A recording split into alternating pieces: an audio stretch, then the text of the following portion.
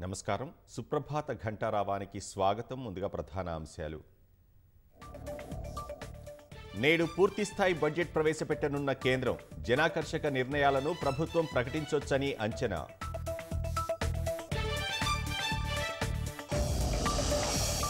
నేటి నుంచి రాష్ట్ర అసెంబ్లీ బడ్జెట్ సమావేశాలు. దివంగత ఎమ్మెల్యే లాస్య నందితకు నివాళి. అనంతరం బీఏసీ సమావేశం.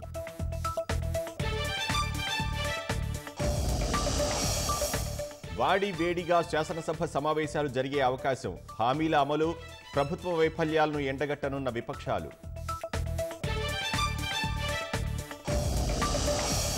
ఢిల్లీలో ముఖ్యమంత్రి నిధుల వేట. మూసీ ప్రక్షాళన సహా పలు అంశాలపై కేంద్ర మంత్రులకు వినతులు.